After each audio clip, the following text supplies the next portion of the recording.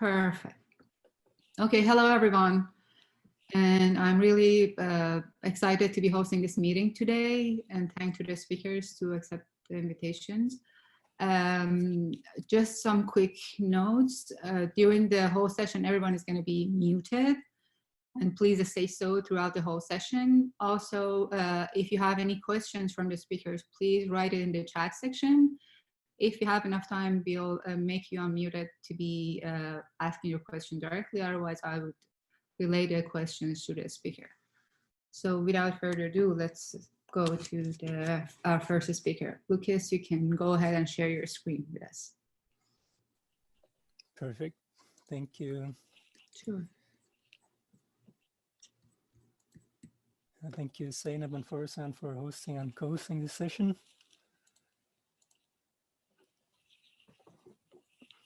Okay, so my name is, everybody can hear me and can see this well, probably? Yes, you're perfect. So my name is Lukas Hirsch. I'm a graduate student from the Neural Engineering Lab at City College, New York. This title is Using Machine Learning for Robust Brain Segmentation for TES Modeling. So for those of you who were on Monday on the very nice talk of Andy Huang, where he talked about ROAST, a realistic volumetric approach to simulate transcranial electric simulation. This is a tool that does modeling for current flow simulation in the brain. So this is the pipeline, the main pipeline of ROAST, and I'm going to be focusing on the first step, which is the segmentation step. In this step, taking as an input a subject's MRI, a segmentation process happens, which is the process of assigning each pixel or voxel in the image to a specific tissue label. In this case, because of the relevant electric conductivity and electric properties, we do segmentation of 6 tissue types, which are gray matter, white matter, cerebrospinal fluid, or CSF, and bone, sinus, air, skin, and then background. So there are a lot of automatic segmentation tools like FSL and in this case SPM from MATLAB that work well on healthy subjects. But on a clinical context, we've been having a lot of issues when finding abnormalities in the brain, either through lesions, tumors, or different abnormalities that you can find. So most of these automatic segmentation tools work using an atlas or prior information on tissue location to help do the segmentation. And these models are often not flexible enough to account for deviations from normal anatomies. So in this example, in the middle, we have a T1 weighted MRI. And in the middle, we see a stroke lesion that after suffering necrosis, the tissue is filled with cerebrospinal fluid, leaving this dark mark in the middle. On the left, we have what we call our ground truth segmentations, that are segmentations manually made, which is how we usually do corrections for the segmentations that we normally have. And on the right, we see an example segmentation made by SPM, which is currently in the pipeline of ROAST. And this is the type of errors that we usually see, where ROAST SPM does not expect to see CSF in this location, and it mistakes this with the expected white matter. And this type of error then propagates to the rest of the brain because it learns the wrong intensity distributions per tissue that it's classifying.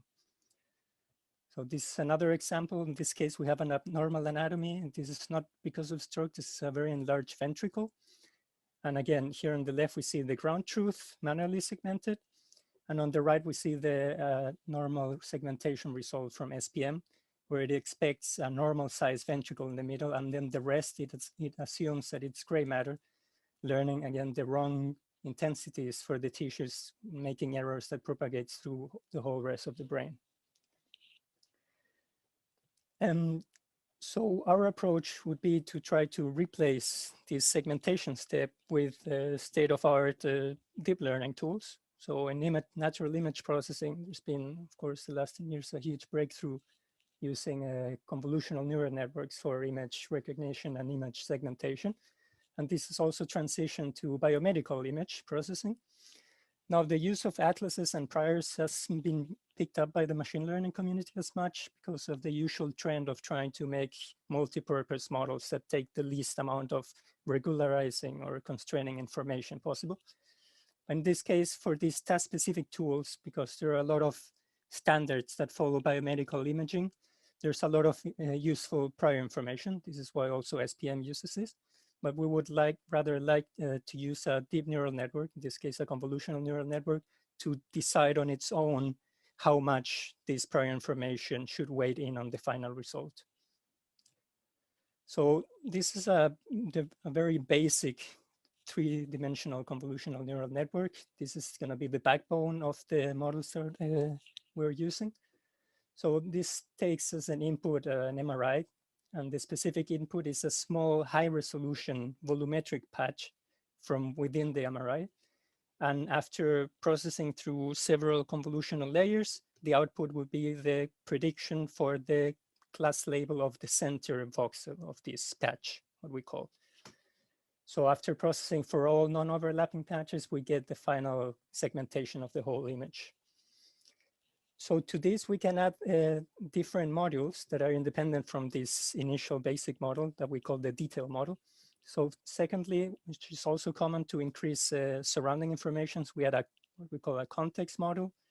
So in this case, we take a larger, low resolution surrounding patch to alleviate computing resources. So this adds extra surrounding or context information to this. Now, at this point, this architecture is analog or similar to another existing architecture called the DeepMedic, which is also a very successful biomedical segmentation tool. We also add another layer, which is we call a tissue probability map, giving spatial priors layer. So this is an independent layer that includes information specific per voxel in the image. And this is a tissue probability map. As the name says, it gives a value, a probability value per specific absolute location on that voxel belonging to each of the 6 different classes that we are trying to classify. This is the same tissue probability map also used by ROSE at the moment.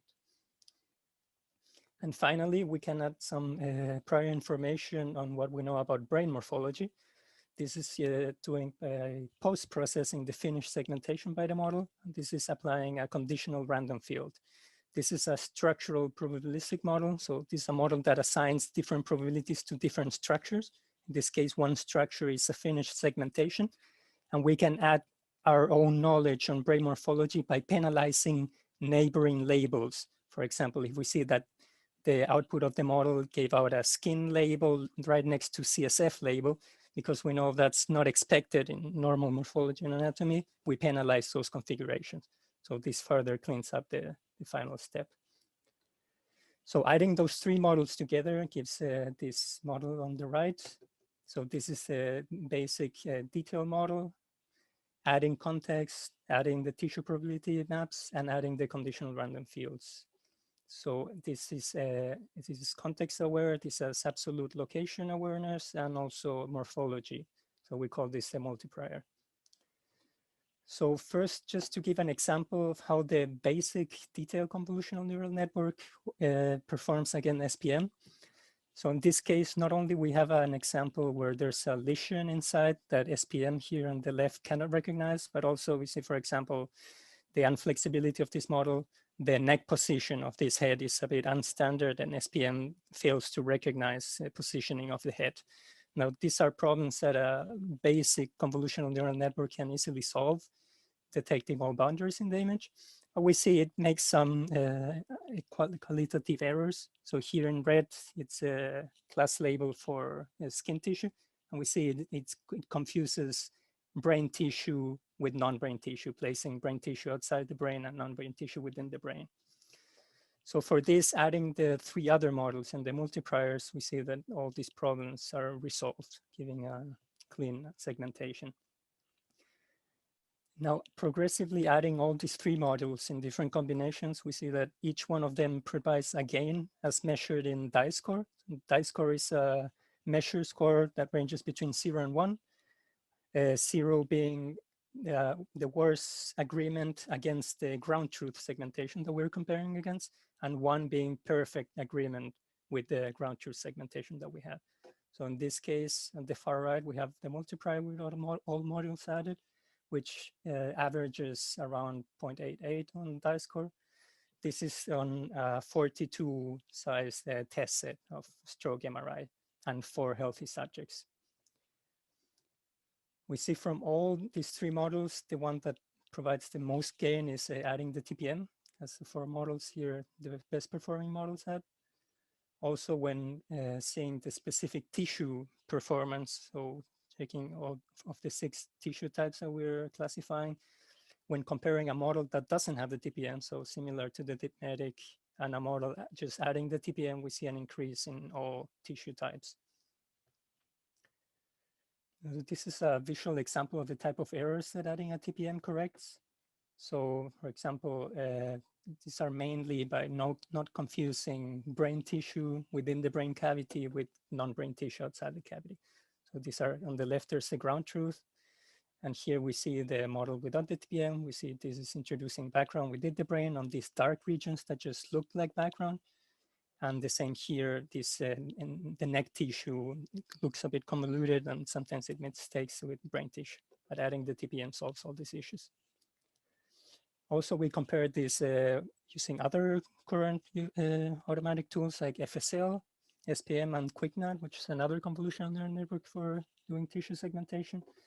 We see this is all different tissue types. We see on healthy tissue types where there are no deviations. Gray matter, white matter, bone and skin performance is usually good by SPM, for example. But wherever there are lesions that are filled with CSF, these models fail to recognize. So then for a validation with an out-of-sample data set, we had a set of MRIs from a different study. These are disorder of consciousness subjects, and they're characteristic because they have very abnormal anatomies. These are subjects that usually SPM and other automatic segmentations tools fail considerably to do a normal segmentation. So this is an example, again, of a result of the multipliers on this kind of subjects by achieving nice recognition of the different abnormal structures. Also compared with the other tools, they seem to perform better. Of this data set, SPM and FSL and QuickNet, they seem to be a lot worse on finding the lesions or the abnormal ventricle enlargement in this data set. FSL in this case seems to be a bit better. So for this, we manually segmented 10 heads from scratch and used that as a ground truth. And so to summarize, we've shown we can replace automatic segmentation tools with deep learning models and considerably reduce the anatomical errors, which are relevant for current flow modeling, as missing a huge chunk of CSF within the brain will affect modeling of the current flow considerably. And with biomedical data, can show that leveraging prior information also generates better segmentation results, especially in these cases where we have small training samples. Oh, thank you very much. Are there any questions? Wonderful. Thank you very much, Lukas. And if anyone has any questions, please ask in the chat. And I have just one quick question. Yes. This machine learning models your plan is going to be added to the ROAST, or? Exactly. So it's a new generation of the ROAST models. Right. So the plan for the future is replace SPM with this model. So overall, the long-term plan for ROAST is to make it more independent from MATLAB. And this would be one of the steps, SPM being a MATLAB tool, and at the same time correcting all these anatomical inaccuracies when working with clinical subjects. Another question, how do you, I guess Fang is asking the question, how do you calculate a tissue probability map? The tissue probability map was made with an average of a couple of hundred subjects.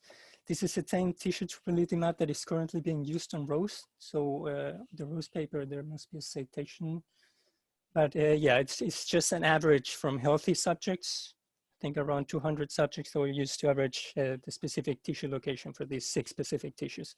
So in essence, you could make your own tissue probability map for any of your specific tasks that you're doing. Great. And I guess Maria Clara is asking some comments on how easy to use it. How easy is I don't know what does it mean by it. The model? This model can be also used independently of ROSE, of course. So we trained this model on this set of stroke patients, and it's uploaded on the Paralab website. Okay, so it's already available online. So it is available online. Yes, so in essence, you could download this model. There's still a lot of dependencies on Python that you would have to consider, and being a deep learning tool, it has some dependencies on GPU usage we're trying to make easier to use. But yeah, this you can download the models and apply them independently from ROSE. Okay, perfect. Thank you, Lucas. So I'm going to be clapping on behalf of everyone. Yes, thank you. And our next speaker would be Dr. A.Rashed from Nagoya Institute of Technology in Japan. Dr. A.Rashed, we are really excited to have you here. You can go ahead and share your screen with us. Thank you. Thank you.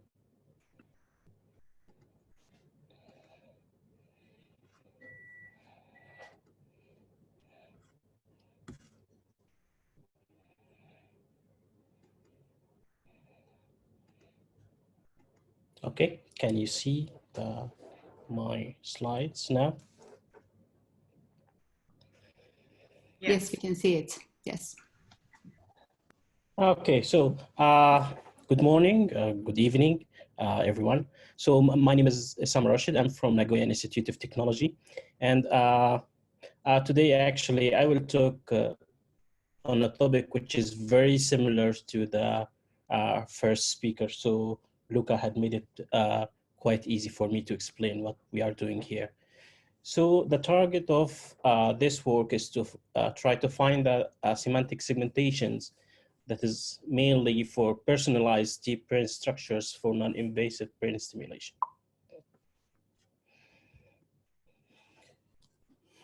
I think most of you are now aware of why we need the segmentation, or why we would like to make a human models to be used for the electromagnetic dosimetry application or brain stimulation.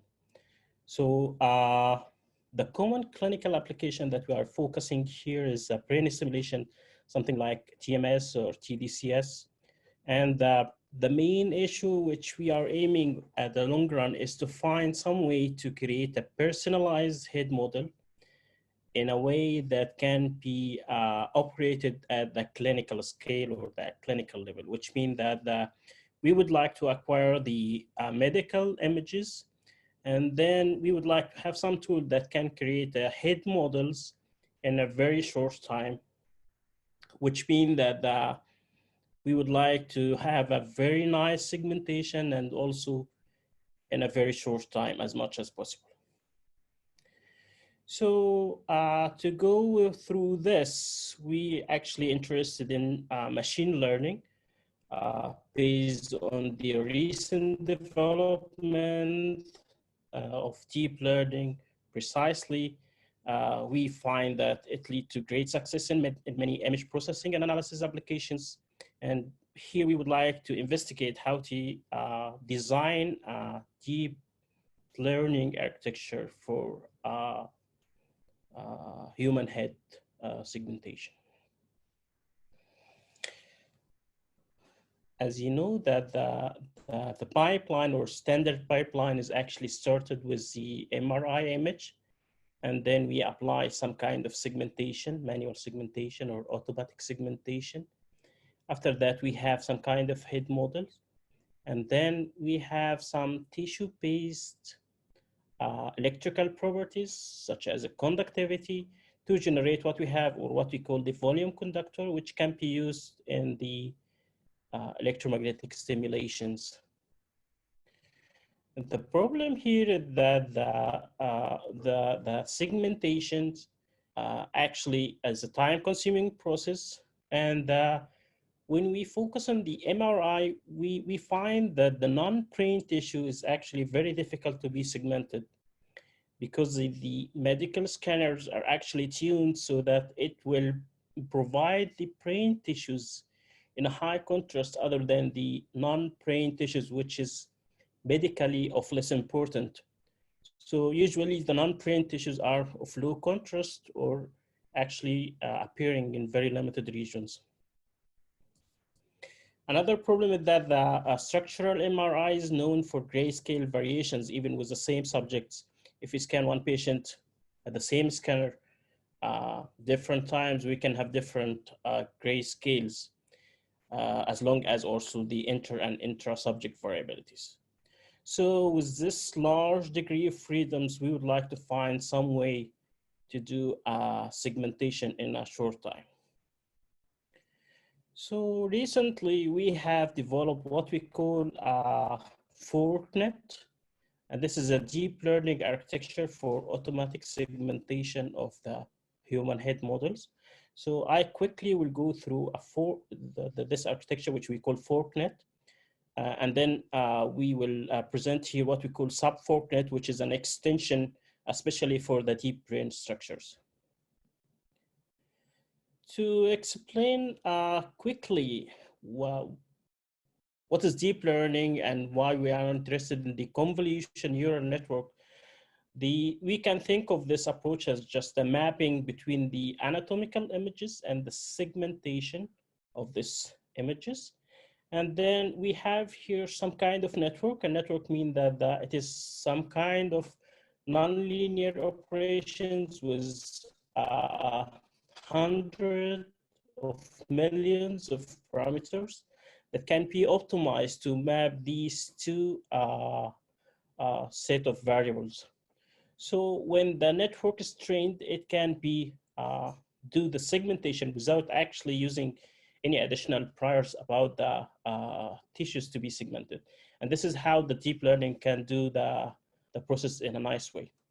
So we actually interested in what we call convolution neural network, which is actually now the state of the art for image segmentation in many applications, which is simply do some convolution operations around some region in the image with some filter, and then added some bias, and then we estimate how this pixel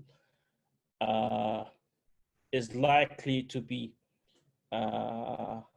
from different set of tissues. For the architecture that includes CNN, it actually operated some other functions, such as the ReLU functions and the pooling functions, which is very simply to be understood. The main approach which we would like to emphasize here is that there are actually a plenty of studies that use the deep learning for brain segmentation. But most of these studies are actually focused only on the brain structure. So something like CSF white matter and gray matter, or even trying to find some abnormality within the brain region. But what we have tried to find is that the non-brain tissues are actually ignored in many studies, and we hardly can find a deep learning structure that take into concern how to segment the non-brain tissues. So this is the architecture which we call the SubForkNet. It consists of a set of encoders and decoders. So the blue blocks here, which we call the encoders, and the other branches here, this is the set of decoders. This is a SubForkNet of degree 2, which means that the input is the MRI image and the output is two structures. Here we have a sample of binary images representing gray matter and white matter. And this is detailed of each block. It is actually a composite of different layers. I will not go into details about this, but actually you can find details in this reference, and also the open source code is available from this link. So SubForkNet actually designed to segment the 13 head major tissues, including skin, fat, muscles, bone, blood vessels, and also the brain structures, and so on. So by using this architecture, we actually succeeded in doing the segmentation for different head tissue up to 13 different tissues. The next step is that we now more concerned about the deep structure, not only the main head structure, but also the deep structures of the brain. So we design also what we call the SubForkNet architecture. In that case, we start with the MRI image with skull strapping. We just keep the brain tissues. And then we have used this architecture, which consists of single input and 7 output. Every output is assigned to different deep brain structure. And then here, it's actually similar to the ForkNet, but the number of the outputs are actually different, and the design is a little bit different. So the novel features here in ForkNet and SubForkNet from the standard method, which is mainly based on what we call UNet. This is very famous deep learning architecture, is the split of the network decoders. We have found this trick is very interesting and lead to improvement in the quality of the segmentation when we just split the output to each structure independently. So to put it all together, we have designed the following end-to-end architecture. So we start with the MRI image. We segment the main head tissue by using ForkNet, so we have 13 head tissues. And then we use this information to remove the non-brain tissues. And then we use the SubForkNet to segment the deep brain regions. And finally, we have a head model with 13 main head tissue and 7 deep brain regions. We also do the segmentation over different slicing directions. And we have found that after doing the slicing around different directions, so we used 3 architectures, each for a slicing direction. We have found that after doing the aggregation with a voxel-wise majority voting rule, the segmentation is quite improved compared to the segmentation along just one direction. And here we have the dataset and training strategy. We have used 18 subjects. We have used T1 structure MRI. And then we have used a ground truth segmentation using the method presented actually in this reference by Laxo et al. And then we use this segmentation as a golden truth of our segmentation. We use a cross entropy loss function that minimized by Adam algorithm. The network is actually, we use 50 epochs with batch size equal 4. And we have found that the ForkNet requires around 40 minutes for training by using leave one out strategy. This curve represent the behavior of the loss function at every direction. And these are the tissue conductivity we have used for the TDCS experiment. So here are some results for 4 subjects. You can see here the input image, and this is a magnified region MRI. And this is a true segmentation by the semi-automatic method, and this is the segmentation by SubForkNet. You can see here some quite matching results. But actually, we have found a quite difference between the different structures. So for thalamus, caudate, and putamen, we can find that the high consistency for the segmentation. But actually, for other structures, such as accumbens, we can find that the segmentation is not so good. So if you look here at this graph, you can find the quality, which is according to the dice coefficient here, along different directions. So we find that the aggregation actually that represent in green color here is actually improved quite much when we compute the aggregation from different segmentation along different directions. And here the segmentations with different network parameters. So we find that when we increase actually the depth of the network, we cannot find improvement of the segmentation. Actually, we find some decrease of the dice coefficient when we improve or when we make the network more depth.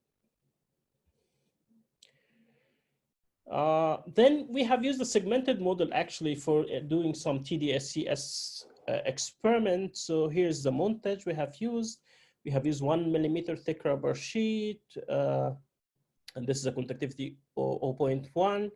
The electrode is actually 5 by 5 centimeters with 5 millimeter thickness.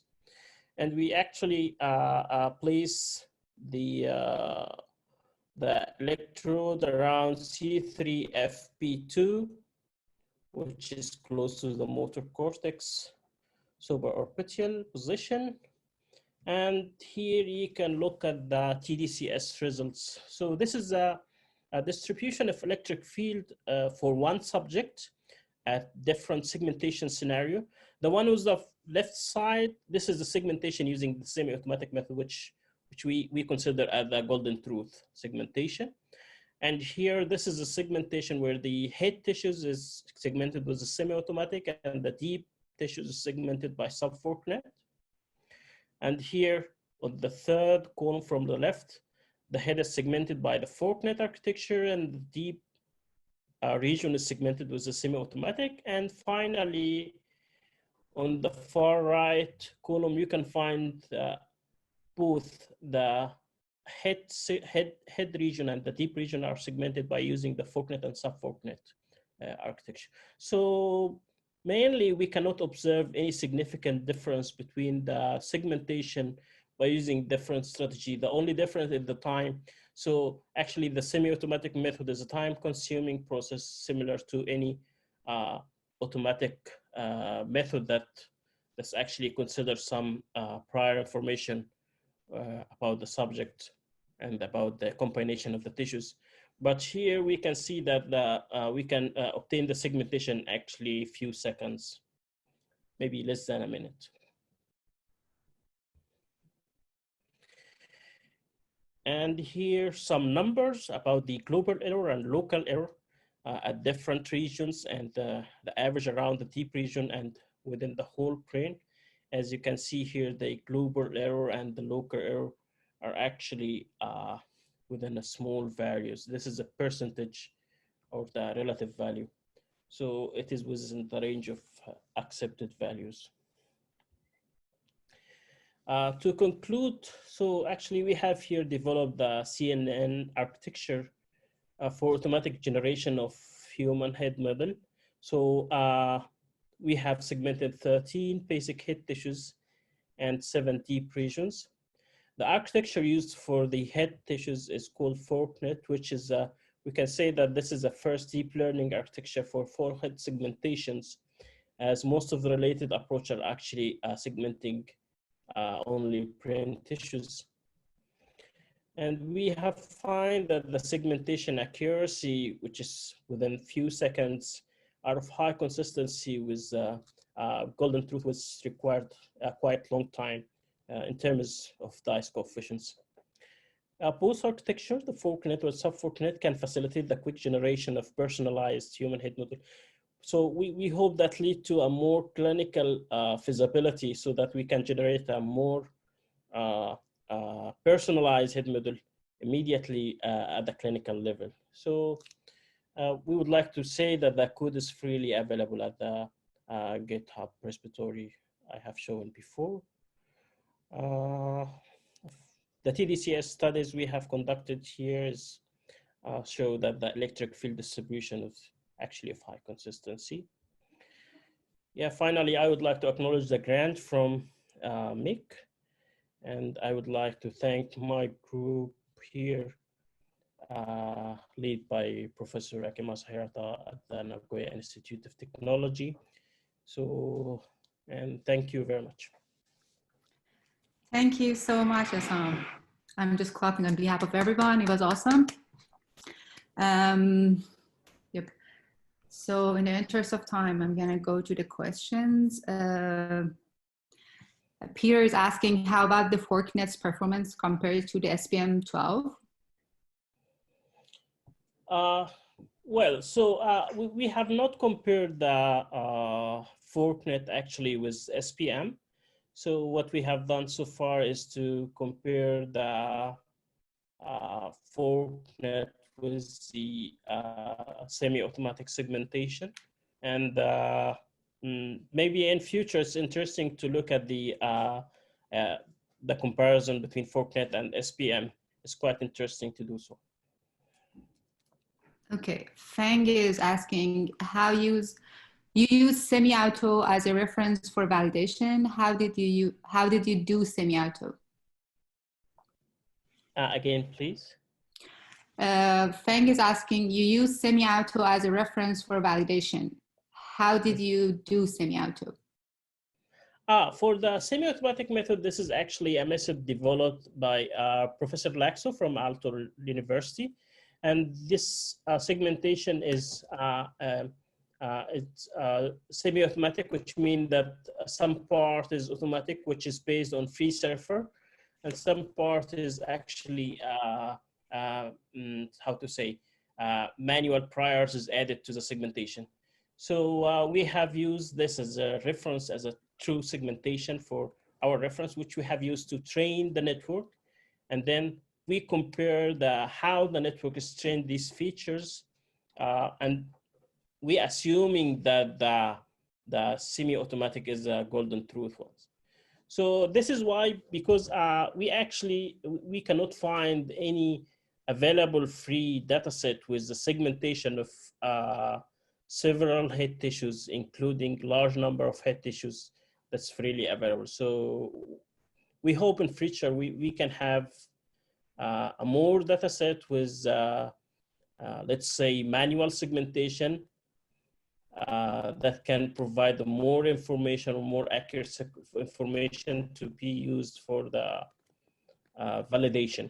But so far, we can say that as long as that network is well trained, it can do good performance. So it's actually, it depends on how accurate is available segmentation. Okay, I'm going to unmute Andy. He has some question. Andy, can you unmute yourself? Yeah. Okay, perfect. Okay, so I have basically two questions. One is, did you compare your subcortical structure segmentation with other software like FSL or QuickNet? The other one is, I feel like your deep network structure is a 2D. It's not based on 3D because you did that segmentation in 3 different directions and then you do a vote. So that's the questions. Okay, so for the segmentation, yes, this is a 2D segmentation actually. And we can say it is 2.5D because we do the 2D segmentation along different direction and then we combine all of them. So this is what we call 2.5D. Okay. That's the first question. The second question, so in the paper, this work is actually recently published in the neural network. And in that paper, we actually compare the segmentation here with other method, which is a state-of-the-art method. I did not include it here because of the time limitation, but I can refer to that paper published in Neural Network. You can find a comparison, quantitative comparison between the segmentation for the sub-regions and other state-of-the-art method. Most of the segmentations here are quite a little bit improved by using the SubForkNet, we can say. So it's better than other software? Yes, a little bit. Okay, thank you. Okay, great. So Aprinda is asking a question. Aprinda, now you're unmuted. Do you want to ask the question directly? Sure, yeah, great talk, Essam. Thank you. I'm just wondering if you've taken a look at or tested this segmentation technique in other population. I'm more interested in the aging population because deep brain structure can also tell us something about the disease population and aging population. Have you tried it in other than young adults? Oh, that's interesting. So yeah, actually we have not tried that, but that's quite interesting. Yes, thank you. That's actually a nice question. So far we have not tried that, but it's interesting to look at. Thank you. Thank you. So probably the last question is how many subjects you use for training? Fang was asking. So the dataset we have used is actually consists of 18 subjects. So we have used leave one out strategy, which means that we just train using 17 subjects and then test for the subject which is unknown. We have found that by doing some study, which is result is not here, it is enough to train the SubForkNet by using from 10 to 15 subjects. So it is enough to just, if you have 10 subjects, it might be enough to have a good segmentation. Okay. So thank you again, Essam. It was a great talk. So our next speaker would be Dennis Strong from City College of New York. Dennis, please go ahead and share your screen with us. Okay. Let's see.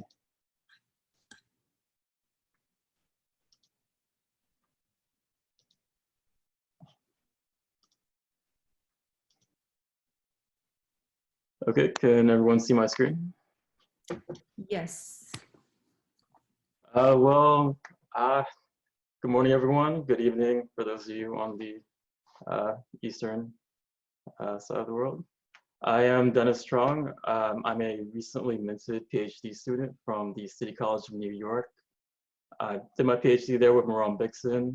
I'm now at Soteryx Medical. So I'll preface this by just talking a little bit about applications. Our group has an extensive history of doing clinically applied models. Typically, we're looking to answer questions of locality, intensity, for whatever situation the user, the clinician is applying to. So we can do this prospectively, we can do this retroactively. One example is some of the work we did early on with pediatrics. So there was a pediatric subject that I think it was the first time an adolescent was being stimulated. So before the stimulation, we did some modeling, and we looked at the change in intensity produced between an adolescent subject versus an adult subject. That gave us a little scaling ratio. We do similar work in like animals, again, to see that intensity scaling from subject to subject, subject to species. It's also possible to do this retroactively. Sometimes a clinician will do an experiment, they'll get a result that might not entirely make sense to them, and then we'll do some modeling to try to address those questions. Example of this is early on, the first time people started using extracephalic electrodes. The MEPs that are being produced by extracephalic stimulation versus like an M1SO montage. It didn't seem to go with the current like conventional thinking that maybe moving the electrodes apart would increase current. So we modeled it, and we were able to see that there's a change in electric field induced when you move these electrodes off the head. And then, of course, models also help us visualize. So there's a lot of different ways we can do streamlines to sort of trace electric field or current density from electrode to electrode. We can look at current density or electric field projected onto the brain surface as well. This helps people intuit sort of the flow of current. It helps people both understand and then in turn develop montages for their particular application.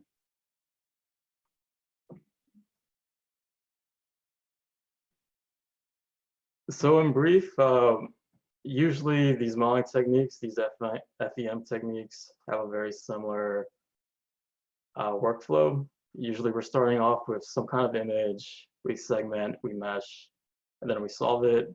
In our case, we're using commercial packages. So we're using things like SPM, or we used SPM initially for the segmentation, along with some custom code developed by Andy Huang. We use Simpleware for the meshing. They have a volumetric, they have a built-in voxel-based mesher. And then we use Console for the FEM solution. Now, there's a lot of other possible open source toolboxes out there. So ROS was one. There's Fork, Comet, Symnibs, Cyron. A lot of these different toolboxes, like I know ROS and Symnibs, will use something like ISO to mesh, which is also a voxel-based mesher, which we should keep in mind for the next section.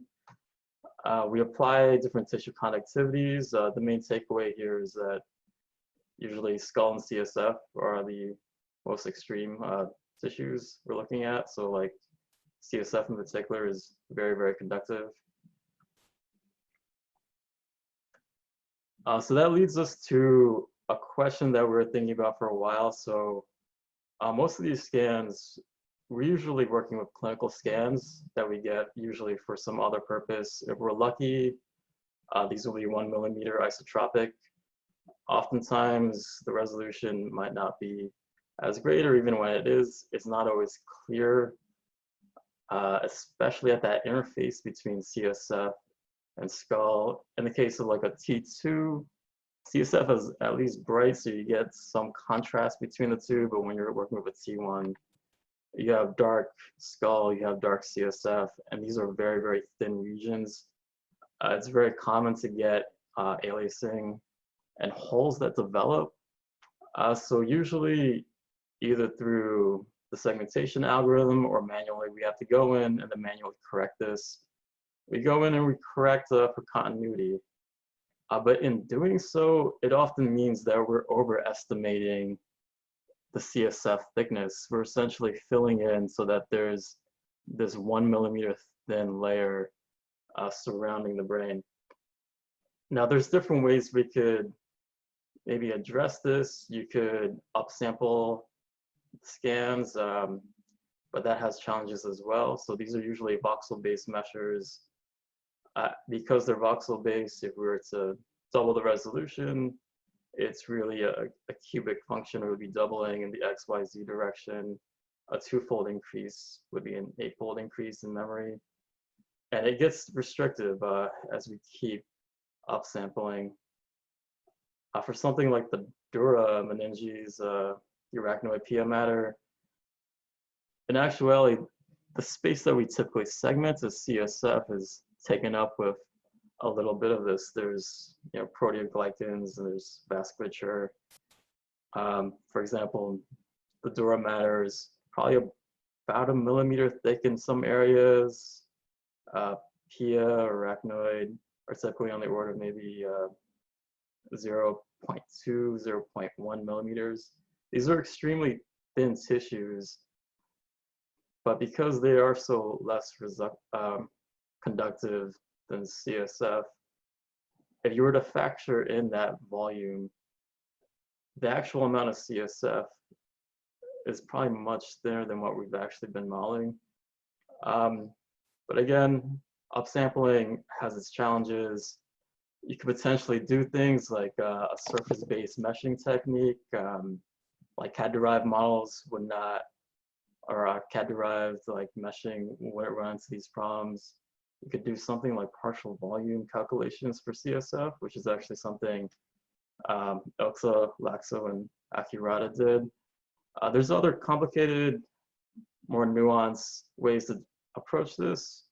But what we were hoping to do was to essentially mimic the presence of the meninges by just a simple conductivity change. We're looking for a simple correction factor that we could apply to some of these existing toolboxes like ROS, like Symnibs, that would take into account the presence of these connective tissue layers.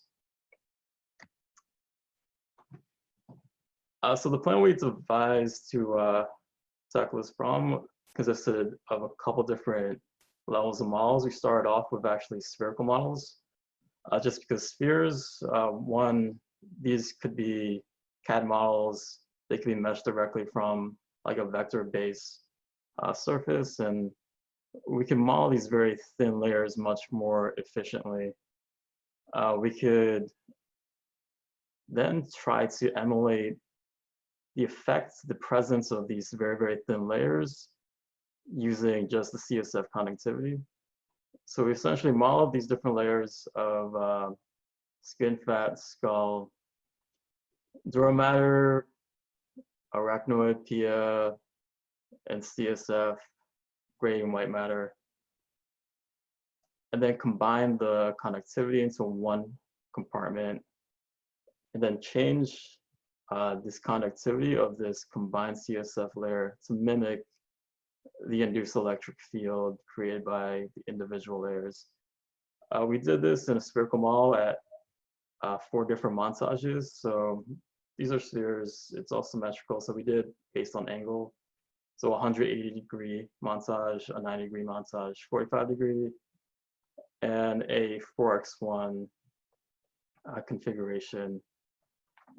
We then took that sort of optimized, emulated CSF conductivity and then applied it to an image-derived model and try to compare conventional CSF with this emulated CSF to see if there was any difference.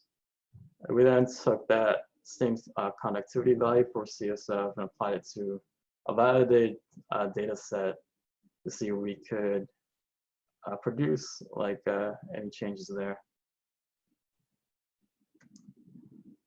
So the data set we ended up producing was pretty large.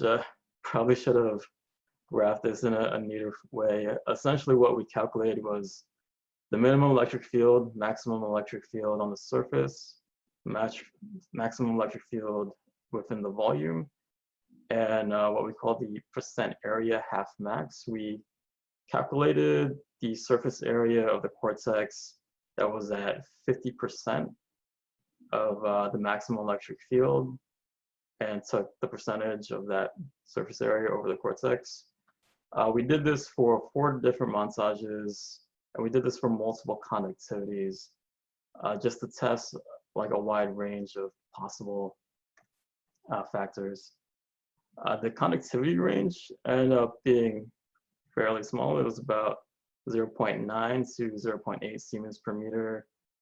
The midpoint was about 0.8 Siemens per meter, so we took that to be a sort of emulated value that we could potentially use to reproduce the effect of the presence of the meninges. So when applying this to a couple head models, we took 3 different heads just to get like a little bit of variability in there. We have this model of Marome that's been sort of one of our test cases.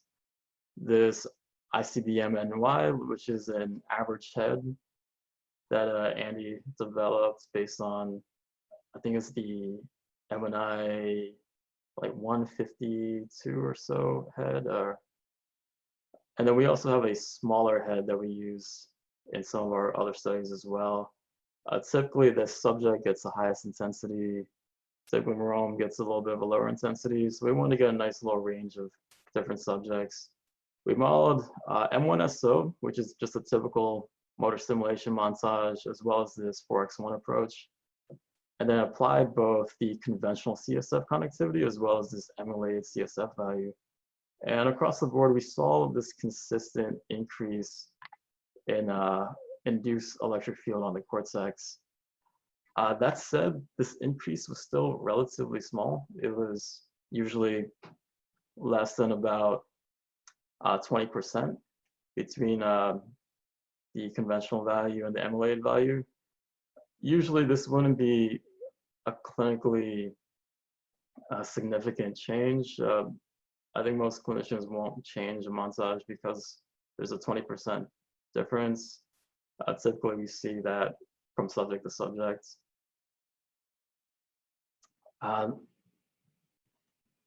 to go a step further, there was some validation study that Andy published back in 2017. So to test the effect of the emulated CSF value, we tried applying that CSF value to his data set. So for those of you that are not familiar with the paper, essentially there was many subjects that were undergoing ECOG recordings awaiting surgery. These subjects had stimulation at both the frontal area and the occipital area, and these subjects had embedded electrodes that recorded their cortical electric fields. We took these electric field values, really voltage values, and compared them to modeling results. We have compared the modeling results using conventional CSF values as well as emulated, and then calculated the p-values between them. We actually found a significant increase in correlation going from conventional to emulated CSF. So just to summarize everything, we found that we can actually improve the accuracy of these models by using an emulated CSF value. It's technically more accurate. Practically, it's a very small change. That said, this is a very minimal cost solution to sort of take into account the effect of the meninges, to take into account some of the aliasing that typically occurs with these very, very thin layers. So it's an approach that we suggest really most TES modeling pipelines could take. We could suggest that we can lower the CSF values from what's currently used in most places, 1.6 to about 0.85, just to take into account some of these sort of partial volume effects. This is the citation to the paper. I'd like to thank my co-authors as well as the lab. Thank you. Great, thank you, Dennis. It was a great talk. Okay, everyone, if you have any questions, please write it in the chat section. Another question, I don't know if Dennis may answer this or the other speakers. Is it forced to add it in all these automated softwares like Gross? And are you planning to add it, or Essam, would it be easy to be added in all these segmentation processes?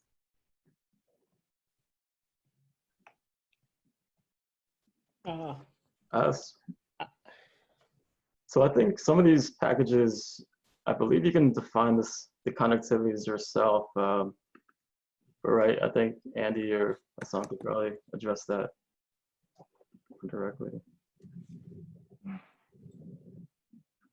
Oh yeah, right. You can use customized connectivity.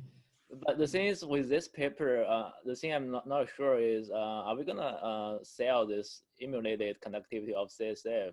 So do we recommend this value to the research community or not? Right, right. So I think that was the conclusion, and I think for these specific models at 1 millimeter, that's sort of our recommendation. Now, if you're doing models that are at a higher resolution, some of the aliasing effects that are sort of what we're trying to combat, that might not be present. So I don't know about using it universally for something like SES stimulation or DBS or different paradigms like that. What about the non-invasive ones, such as TDCS or TACS? It would be helpful to add, right? Right. So I think most of the models that we work with that are, 1 millimeter isotropic scans that we're segmenting at that level, we suggest using a lower CSF connectivity just to compensate for some of these effects. Okay, great. Thank you again, Dennis. I'm going to clap on behalf of everyone here. I'm sure no one can unmute themselves. Okay, in the interest of time, we are going to invite our next speaker, Jose Gomez Thomas. Jose is from Nagoya Institute of Technology. Good night, Jose. So please share your screen with us. Okay. Good night. Thank you very much for the invitation. Okay, I'm sharing my screen. Is everything okay? Yes, you're all set. Okay, well, thank you. So yeah, I would like to talk about one of our recent papers, significant group level hotspots found in deep brain regions during transcranial direct current stimulation.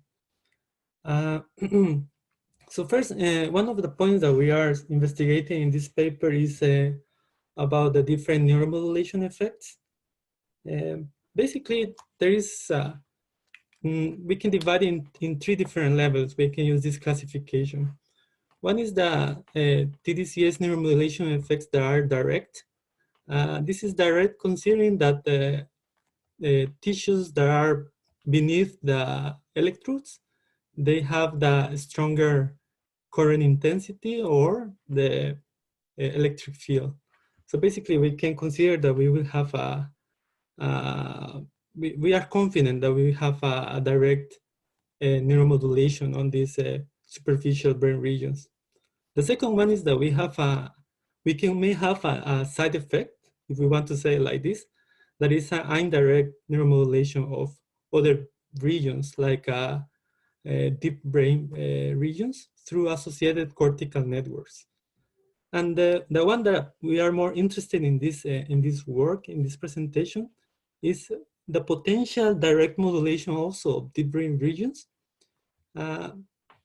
Because in the case of TDCAs, where we have a large electrodes and the electrodes are far away from each other, this is a bipolar configuration, we may have a spread of the current.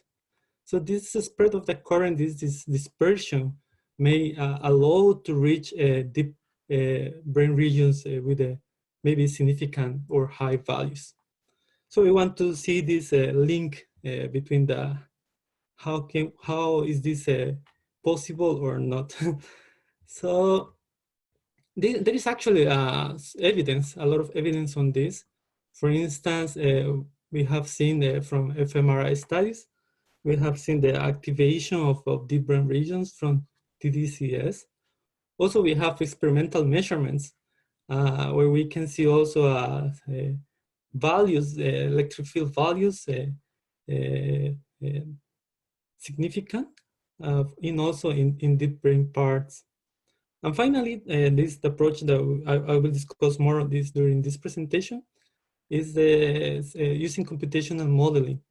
So using computational modeling is also possible to predict hotspots or high fields on deep brain regions. So despite all of this evidence, still mostly these direct effects on deep brain regions are usually not mentioned, or at least not considered very strongly. Maybe one reason is that there is a perception that maybe this TDCS delivers both to the cortical and deep regions. However, mostly the most consistent neuromodulation will be in cortical regions, in superficial regions. And this is basically because when the current is injected into the brain, we have, as I said before, we have a good confidence that we will have high values near the electrode. But after the dispersion and due to the intervariability in subjects, the dispersion of the current can go to different places. These effects might be very variable between subjects and among the subjects. So to investigate this point, we use a group level analysis. So here's a summary of the two approaches of the computational TDCAs to investigate electric fields. The first one is that we use in the upper part, as you can see, we use individualized head models. So we have a montage. We know the properties of the electrode. We know the positions that we want to investigate. And we can observe the field distribution. So this is very important because we can have a very detailed information of effects for one subject. However, if we want to generalize or investigate from one subject these effects to a population, there might be some bias. In the second point is that we use a group level analysis. So it's the same. We apply a fixed montage to a population. So we want to see different electric fields for all the subjects.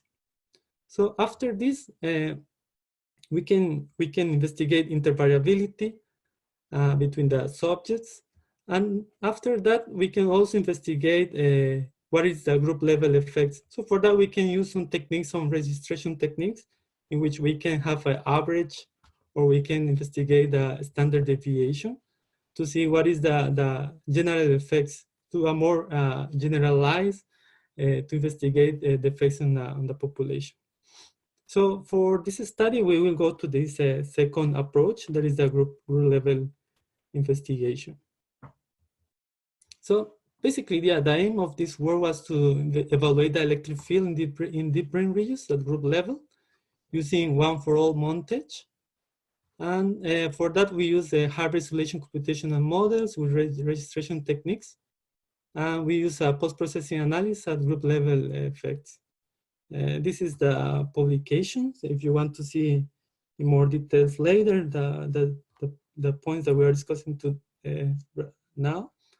Also, there is a very interesting editorial that was also published in the same issue, where there is different directions and different very interesting opinions about this has been. So I recommend also reading this editorial. So for the methodology, we use head models using the semi-automatic segmentation method that Essam explained before. Also, we are one advantage of now the work from Essam, that by using the deep neural network, we can have head models ready for a large number of people. So we can apply these techniques to populations of now, for example, adults, or maybe in the future, we can also investigate effects for aging populations and etc. This is some work that is interesting, and we are looking forward to continue working on this. So for that, we use these registration methods techniques. So very simple, just let me mention that we need to apply some transformations in order to project these fields into a template. So since we have the information in a template, we can basically have a averaging or apply different statistical methods to investigate effects on a group level analysis. And here is the segmentation for the deep brain regions that we are under investigation here. Okay. So I would like to go into the details of the results. And the first point that I would like to show to you is the interindividual difference and registration effects. Here I'm showing the deep brain regions, the electric field on 18 different individual head models. We can observe that we have certainly we have a variability. So for one subject, as you can see here, the upper part, the electric field is very low, but for other subjects, the electric field is very high. So even when we are using this one fixed or one for all montage, we will have high variabilities between the different subjects. And here it can be quantified by using the standard deviation. So we can find that there is a standard deviation normalized up to 40%, in some other parts of the deep brain regions up to 20%. So also the electric field, the peak values can be changed up to 40%, 14%. So, well, we can find that there is a large variability. So as I said before, by using a personalized head models for one subject, maybe the implications of one subject may be not generalized for the population. So it's important to consider this group level analysis when we are using the one for all montage style studies. So well, this is just to show this point. The second result that I want to show is the actual group levels electric fields in the different in the brain cortex and the different regions for different montage. So the main result here in this slide is that it's possible to have consistent group level hotspots. These are robust across the individuals. So for instance, in the C3FP2 montage, we can see some hotspots in the caudate and also in the putamen. For instance, in the FPCOZ, we have a significant, consistent hotspots on the brainstem. So depending on the selection of the montage, we can try to target specific deep brain regions where we can deliver consistent hotspots for a group of people. So this is the result that I want to show here. In the next slide, I would like to show that this is not only consistent, but also the values in the deep brain regions are close to the cortical values. So this is the normalized electric field for the normalizing with the maximum value in the brain cortex. So for the F3, F4, we can see that the electric field on the caudate is around 70%. So this is a very significant value. For other montage, for instance, the CCOZ, the electric field in the deep brain regions, they do not reach over 40%. So here we have low values. So basically, for the different montages that we use, we found that the electric field intensity is around between 35% to 70%. And 70%, we have the C3FP2, F3F4, and C3C4. And these are not only the peak values. I mean, this is not only for very specific points on the surface of the deep brain regions. Also, we have a large relative volume of different parts of the deep brain regions are also have significant values. For instance, F3, F4, for the caudate, 50% of the volume has an electric field over 0.5 volts per meter. Here we are using 2 milliamperes of stimulation for the injection current for TDCS. Okay. Then what about the other montage? Here we are all using the large bipolar or distant electrodes, so to make the high dispersion, so basically we can reach deep brain regions with a high current. By using a large electrode, for example, 5 by 5, or by using only 5 centimeters square, for both cases, even large or small electrodes for a bipolar montage, we have a similar distribution. We can reach values close to 70%. But if we use a small electrode or focal montage, the values in the deep brain regions are lower than 30%. So another way we can say that we can avoid directly engage in deep brain regions by using this small montage, small electrodes, or using this high definition montage. This is one option for this. Okay, so now I just would like to have here one parenthesis. So what happens, for instance, for other kind of stimulations like a transcranial magnetic stimulation? Here we also have a publication and we address this question. So I just would like to very briefly mention what we found here. So, well, of course, the TDCS and TMS, the applications are different and physical mechanisms are not the same. So in TMS, the electric field decays very fast with depth, and we have a physical limitation in the trade-off between depth and spread, which is different from the TDCS. In this paper, what we did is to optimize the coil position for group level. So we found what is the optimal coil position to reach the maximum electric field on different regions.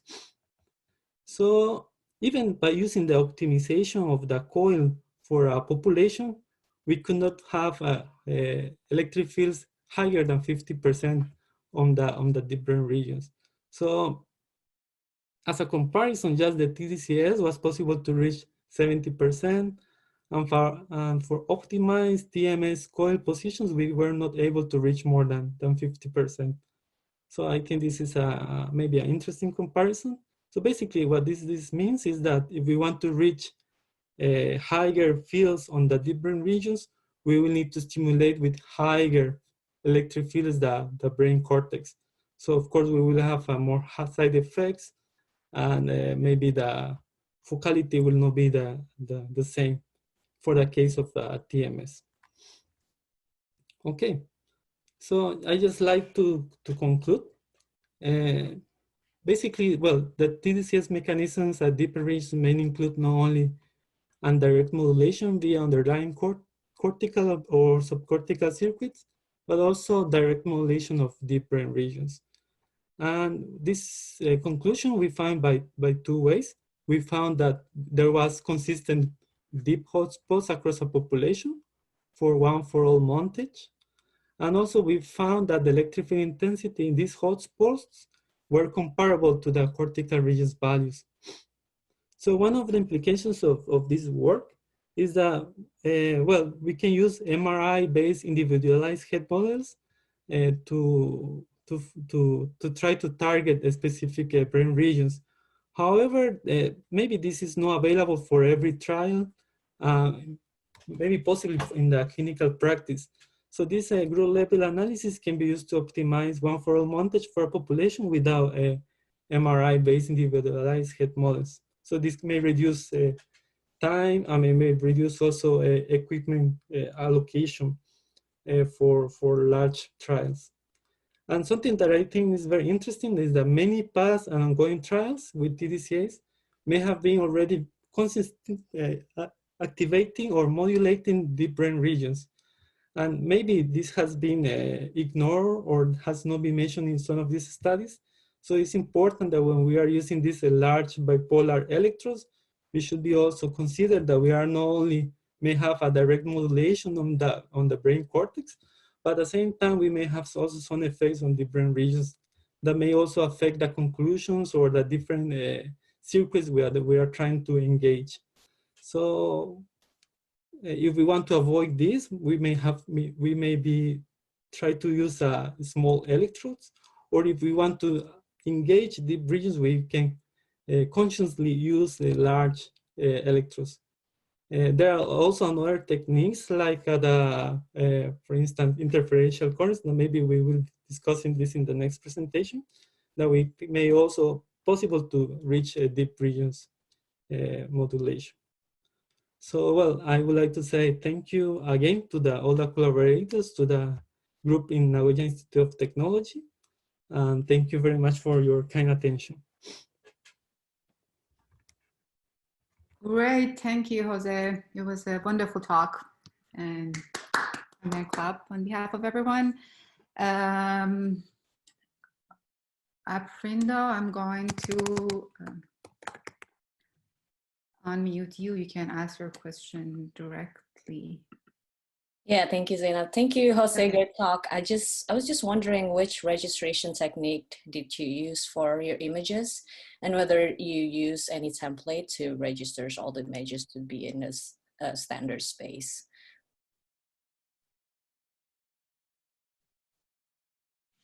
Yeah, exactly. We use the standard space, maybe a ICBN 152, if I'm not wrong with the name.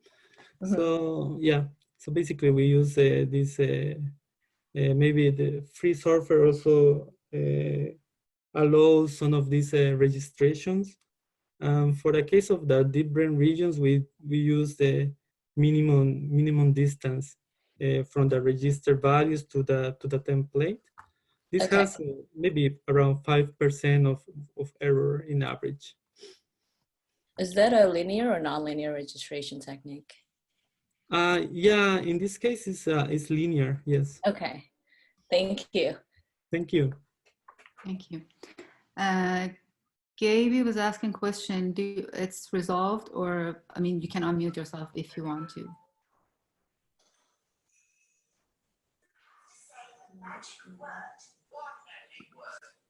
Okay, so Andy is asking, Andy, now you can unmute yourself, ask your question directly. Yes, so I just want to ask you, did you optimize your electrode montage in your simulations to get all these hotspots in the deep brain? Yeah, thank you. Yeah, for the case of the TTCS, we only use the, as you saw, the common EEG system. So we use the common montage, and we apply this for all the subjects. So they were fixed montage, and they were not optimized for the patients. They were applying like we will use in a clinical trial. So even though that the electrodes were not optimized for each subject, it was possible to find these consistent hotspots. Okay, thank you. Okay, another question. I don't know if probably you answered it at some point. I missed it. Is it sensitive to the conductivity that you assign to CSF? Yeah, this is a very interesting point. For the CSF, I think maybe for CSF, we are quite confident on the values. Maybe the variability to CSF is not so large as for instance, for the other brain tissues, like the gray matter, for example. So for CSF, we do not expect so much effects, I think. For the other tissues, of course, there is a sensitivity analysis. There could be some variations. But I think that conclusions, there will not be affected. The main conclusions about the consistency of the hotspots will be, even if we apply a different set of conductivities, will be the same, I believe. Okay, great. Ghazala is asking, first she says, great talk. Why did you focus on peak electric field? Did you use maximum electric field or percentiles? And have you tested mean or medians as well? For the electric fields, yeah, we use the, well, for instance, in this figure, this is the average, no, I'm sorry. For these figures, this is the average of the electric field, the spatial average of the electric field. For these ones that we are showing here, this is the peak values on the, for each deep brain part. So also is also we tried, I think, the mean values for the deep brain regions as well, and also we tried the volumes of the deep brain regions. So for a certain threshold, what will be the volume activated within a certain deep brain region? So by using these different kind of metrics, we were able to have consistent conclusions that I was discussing here. Okay, another, probably that's going to be the last question. How mesh quality will impact the electric field distribution in deep brain regions? Can you repeat again? I'm sorry. How mesh quality will impact the electric field distribution in the deep brain regions? So technically, how mesh quality matters. Mesh quality. Mesh quality. Mesh quality. Yeah, sorry. Yeah. So yes, so maybe I did not mention that in too much detail. The technique that we are using is called scalar potential finite difference. So for this technique, the mesh quality, basically these are voxels, and the mesh quality for this kind of techniques is basically how finite is the voxel size. For this model, we were using 0.5 millimeters. We also made tests using half that value, 0.25, and we did not find a significant difference. Maybe using over 1 millimeter, we may have some effects, some variations. But when we go below 0.5, or of course, if we use 0.25, the variations are small and the results are consistent. Okay, great. Thank you so much again, Jose. Thank you very much. Thanks. Okay, so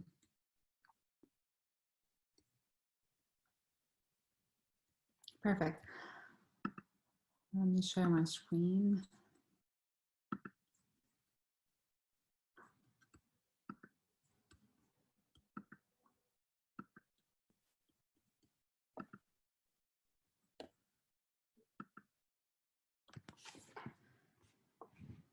Okay, can you see my screen? Perfect. What I'd like to talk about today, first of all, I'm Zainab Ismailpour from City College of New York, and happy to have all of you here. And the topic that I'd like to talk about today is temporal interferential stimulation and how it can target deep brain regions and also how it can modulate neuronal oscillations. Just a quick recap.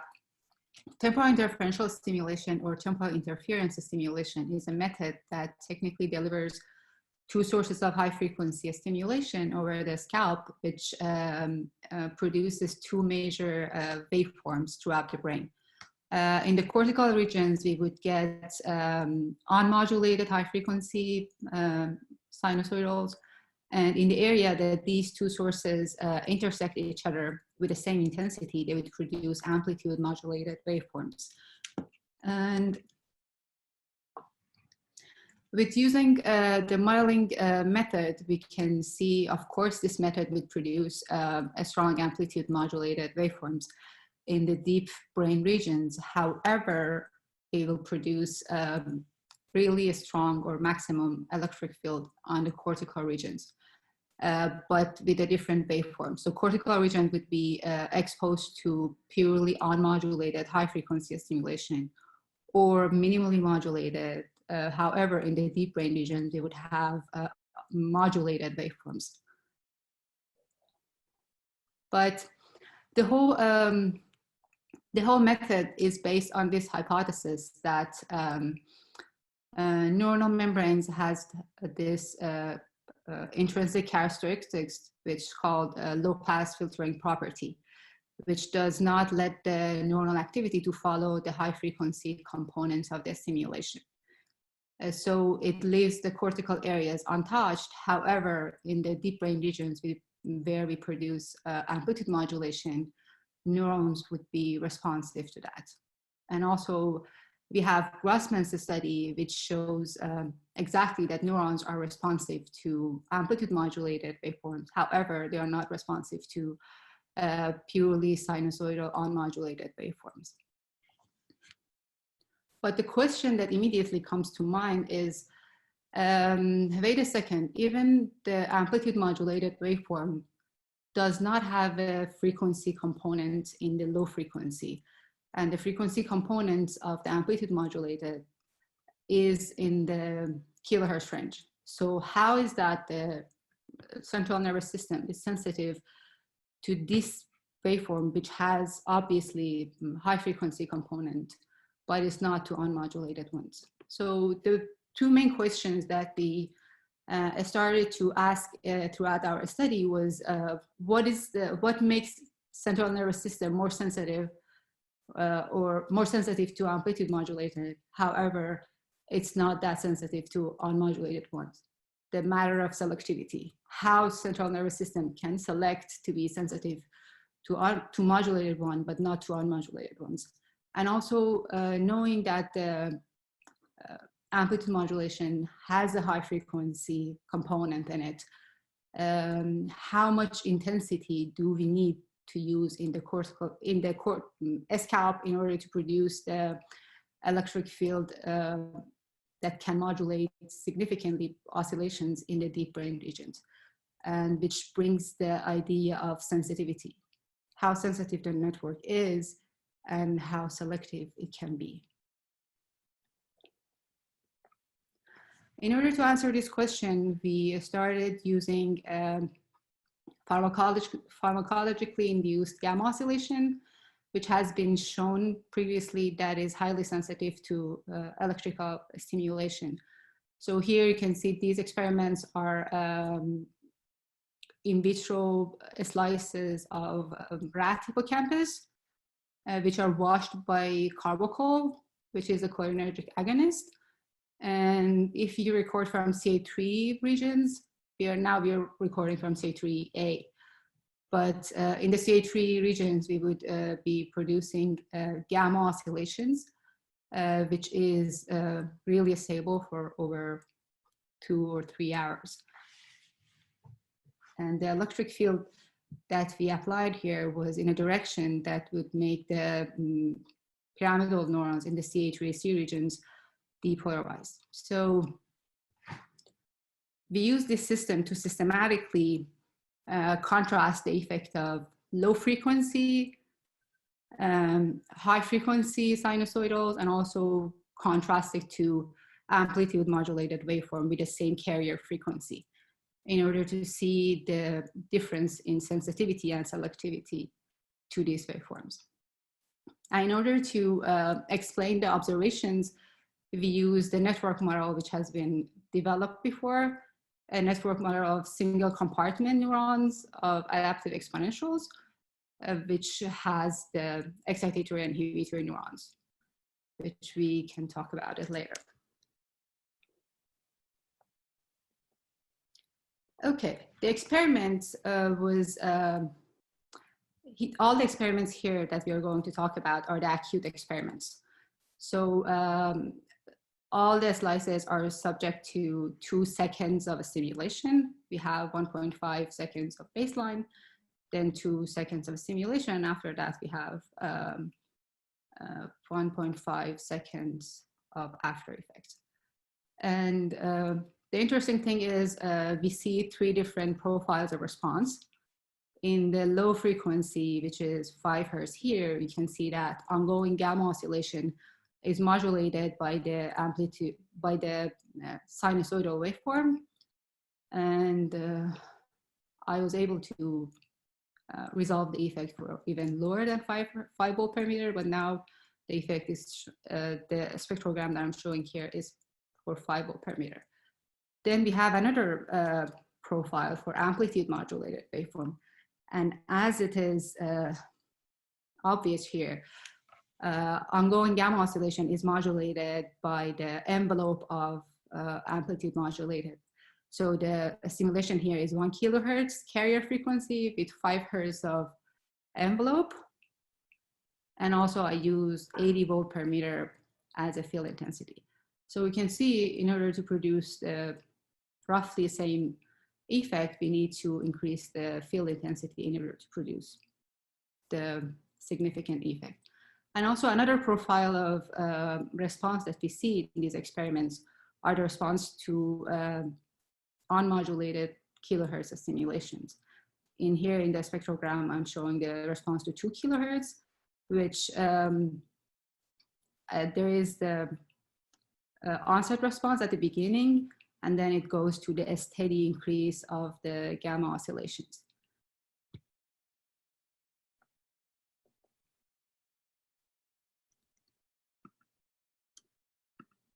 Okay. So for each of these experiments, each of these conditions, I use different intensity in order to see the dose response relationship. So as we see here for the 5 hertz low frequency, we can see that from 1 volt per meter to 5, gamma oscillation is modulated by the electric field, and also the effect is symmetric. For the depolarizing phase, the gamma oscillation is, the power of gamma oscillation is enhanced, and the depolarizing phase is suppressed. For the purely unmodulated high frequency stimulation, for 100 hertz and 2 kilohertz I'm showing here. I use 4 different intensities for each of them. And we can see that at the beginning, there is this increase in the response, and then it decays, and then it stabilizes for the second half of the stimulation period. We only observed the increase in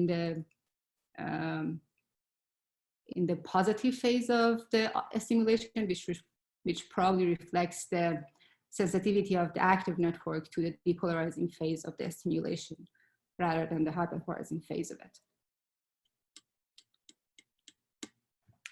Then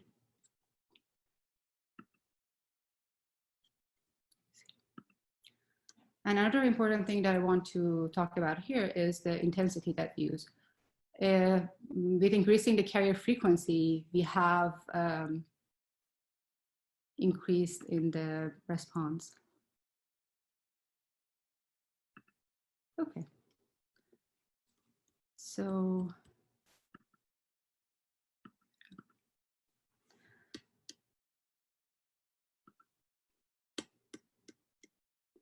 for the amplitude modulation waveforms, we see the same thing. So for all the amplitude modulation waveforms that we have here, carrier frequency is fixed.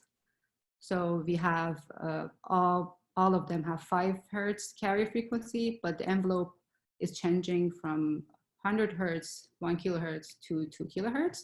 So for each of these, we can see that the gamma power is modulated by the amplitude modulated waveform.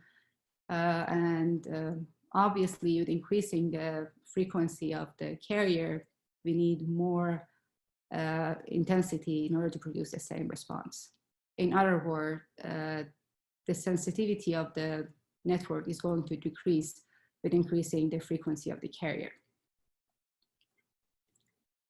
And in order to quantify our responses here, we introduced 2 different measures, dynamic modulation and static modulation. Technically, dynamic modulation captures the fluctuations of the power in the amplitude modulation, which is like the ratio of the peak to the trough. In order to not to include any artifact, we started quantifying that for the second half of the stimulation. So all the results are from the time 2.5 to 3.5. And then there is 2 different things that I want to discuss here. First of all, we expect for the amplitude modulation stimulation that for the peak of the envelope, we would see the enhance in the gamma power. But then when we have this 0 electric field, we would expect to be on the baseline. But as we see here in all of these waveforms, if we go, the gamma power doesn't go back to the baseline. It suppresses, as we see that the same thing when the stimulation is terminated. This calls for some homeostatic adaptation mechanisms that we are going to talk about it later. And what we see here is the dynamic modulation technically increases the electric field that we can see here. With increasing the electric field in each of these waveforms, we would see the increase in dynamic modulation, which is monotonic.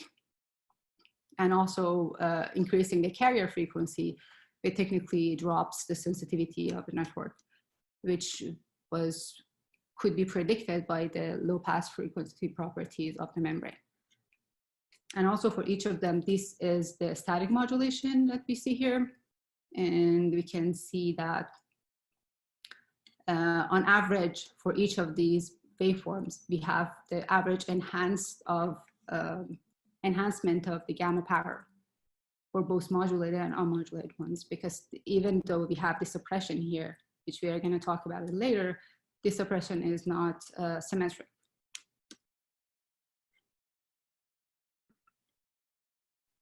Okay, now with all of these things that we have seen, we started to use our model to explain the effects that we see here. As we see, our model is perfectly following the experiments, but we learned two important, we had to incorporate two important things, and we learned two important lessons from using these models. First of all was that in order to reproduce the effect that we are seeing in the experiments, we should decrease the time constant of the neuronal membrane that we have in the model. So all of these models that we have here in the network are, excuse me, are single compartment. So that single compartment technically represent the most sensitive compartment in the model, in the neuron. So usually in the active networks, the time constant of a neuron is 3 to 10 milliseconds. Here we had to change it to 1 millisecond in order to match the results that we are seeing in the experiments. And that calls for some thoughts about probably there are some other compartments involved in the network that are more sensitive to this kind of waveforms.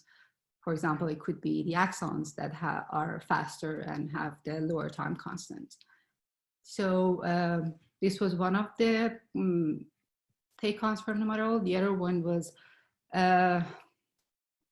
so the time constant would technically talk about the sensitivity, but we have another issue of selectivity. This network is more responsive to amplitude modulated than the unmodulated ones. As we saw, even for the high frequency stimulations, the pure unmodulated ones, you have this increase and then it drops to a stable one. So there is this homeostatic adaptation mechanism that is bringing the system back to the baseline. That's why in the amplitude modulation on the time that we don't have any electric field, the power of gamma doesn't go back to baseline, but it suppresses. Even at the end of the simulation, and when the simulation is terminated, the same thing happens. So we incorporated the GABA B as a homeostatic mechanism that has higher threshold, that whenever the system is getting super active, with a delay, it start activating and suppress the whole system to bring it back to normal. And this is technically on the same topic that I talked about, just for a bit more detail to show the issue of selectivity, that using amplitude modulation in any system, the current that we use and how selective the system is to amplitude modulation versus unmodulated ones depends on all their homeostatic mechanisms, or like the regulatory mechanism that they have, and also about the time constant of the whole network. And as you can see here, I'm sure it's so complicated, let's walk you through this. This solid blue line is the one that in both of these reproduce our results in the experiment.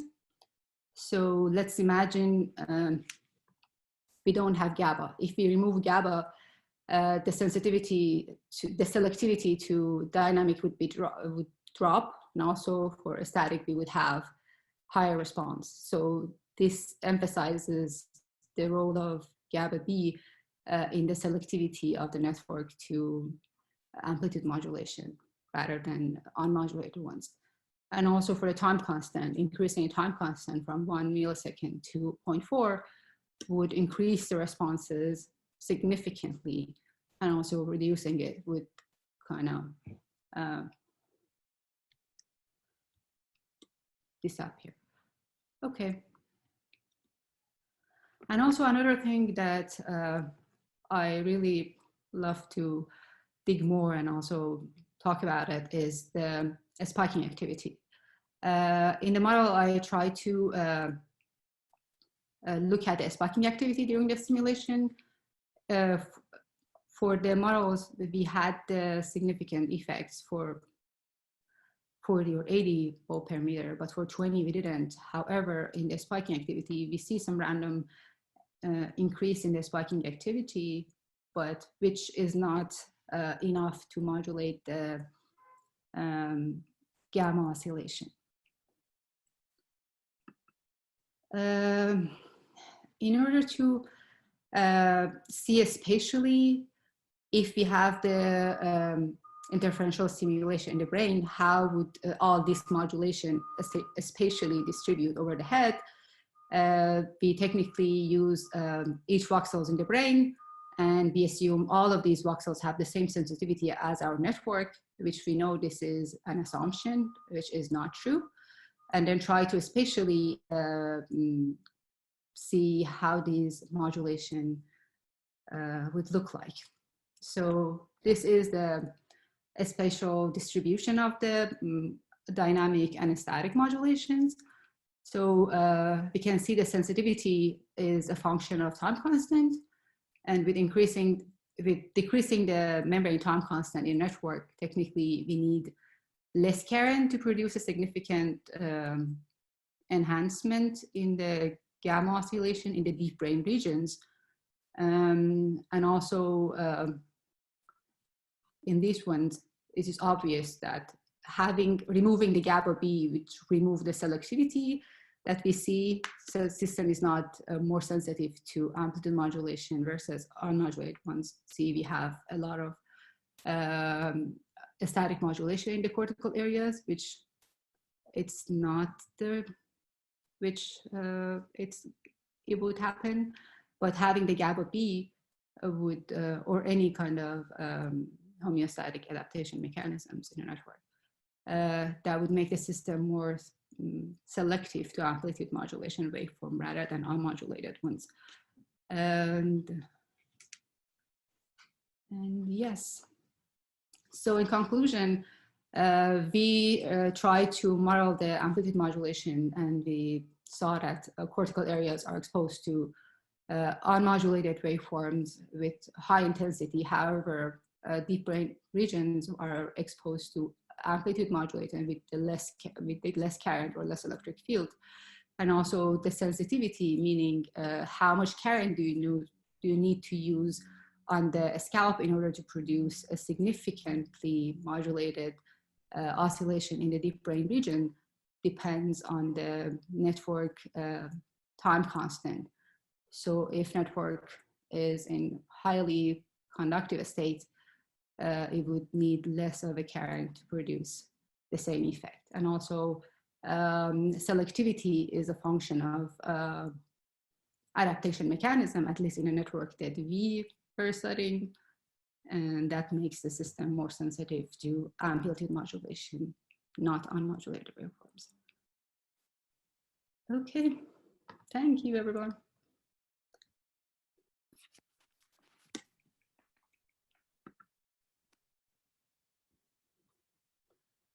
Let me stop sharing my screen.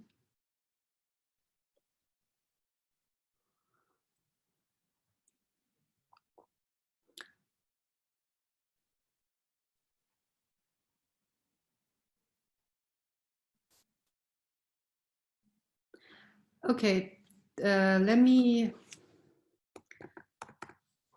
Dr. Peterchev, I'm going to unmute you if you want to ask your question. Yes, thank you for this opportunity. Yes, very sure. interesting presentation. Thank you.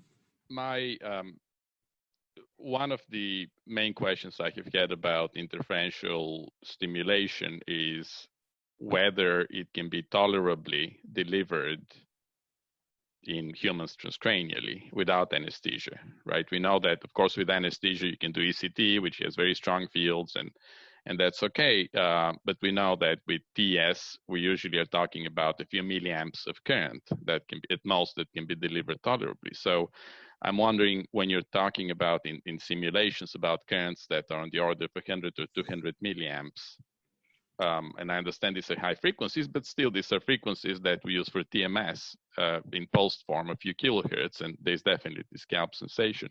So I'm wondering if anybody has either tried experimentally, or if there is any simulation or other argument that this is feasible from that standpoint, from the standpoint of tolerability. For producing 80 volt per meter, definitely we need really high intensity, and I'm sure it's not tolerable. We have tested in our lab like 20 volt per meter with like 1 kilohertz. It's not that pleasant at all, and I'm sure more than that it would be really painful. And but the thing is, we have to. These are our educated guess for the system that we are testing. So we don't know if we take all these things to human, the human brain would be more sensitive to these kind of waveforms or not.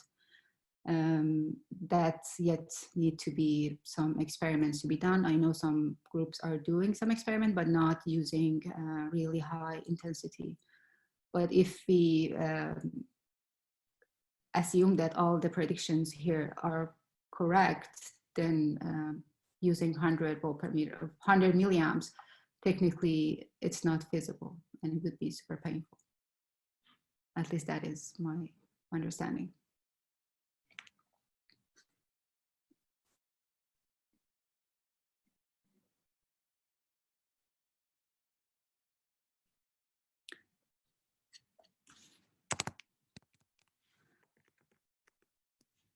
Okay.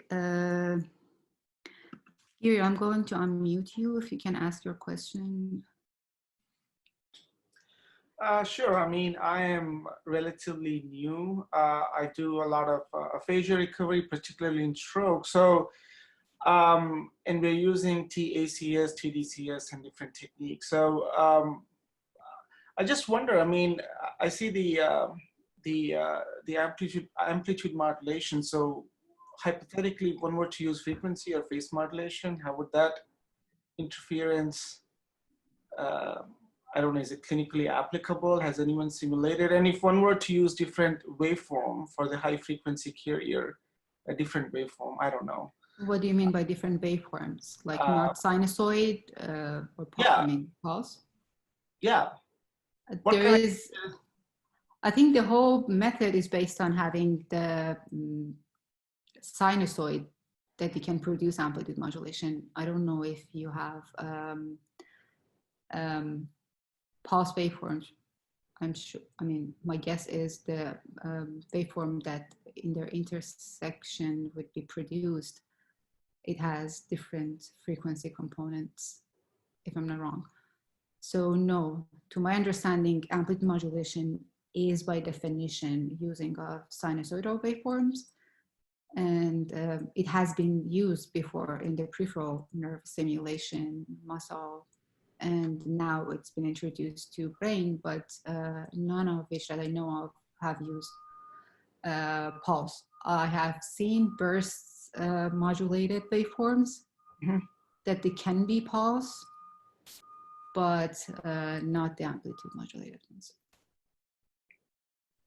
Cool, thank you. Great.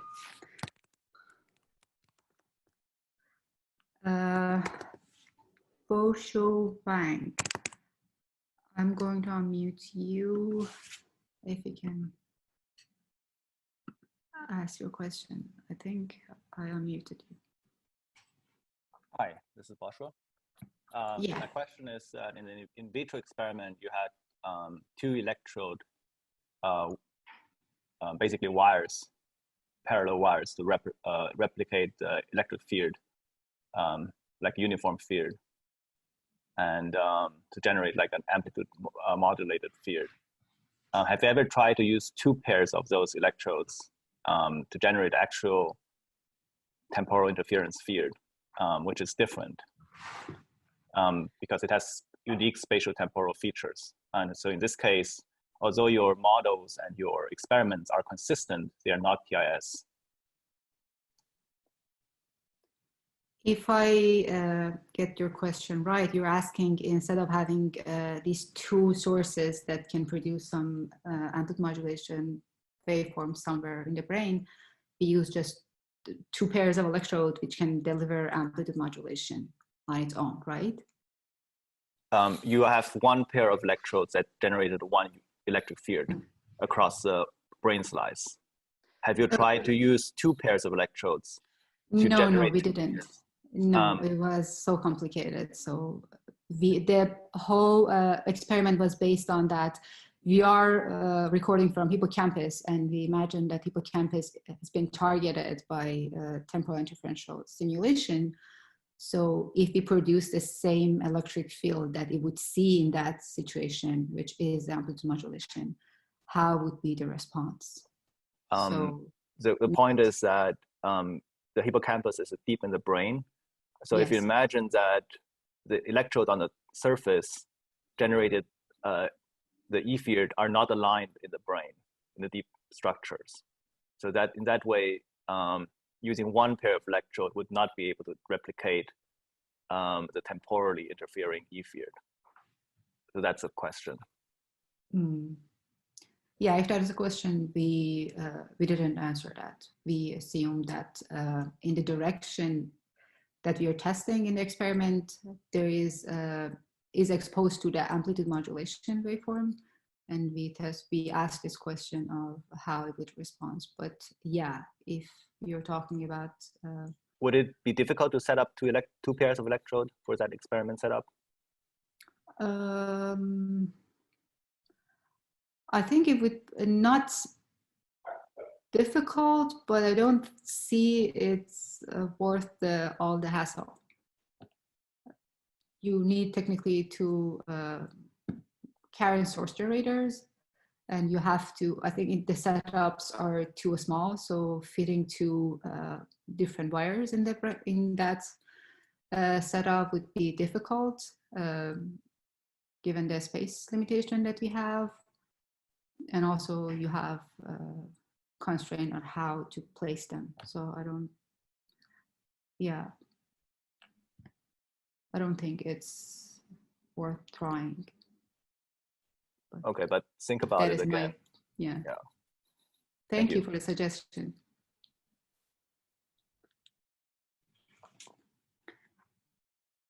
Okay.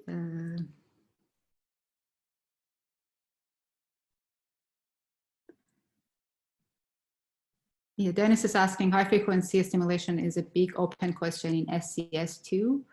Yes, it is. Recently, not recently, probably like in the last 10 years, the spinal cord stimulation is using high frequency stimulation, such as 1 and 10 kilohertz. And Dr. Peter Chev, I guess we answered that question, right? I don't think that would be tolerable, having 100 or 200 milliamps on the scalp without anesthesia. So that would not be possible. I mean, we tested in our lab.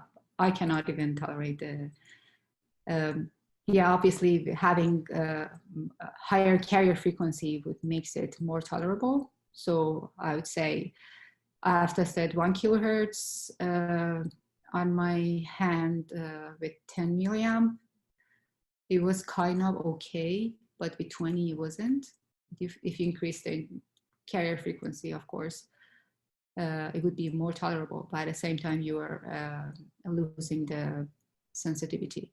So in my idea, I don't think 100 or 200 milliamp would be tolerable using 1 or 2 kilohertz carrier frequency.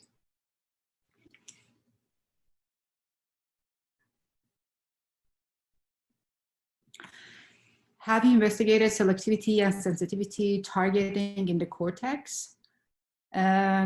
No, but it has been done before. So I probably refer you to the Grossman's paper. They show the whole promise of temporal interferential stimulation is that you can steer the target of the targeting a deep brain region that is exposed to amplitude modulation waveform in any location that you want, depending on how you optimize the location of the electrodes over the scalp. So that the study has extensively investigated this one.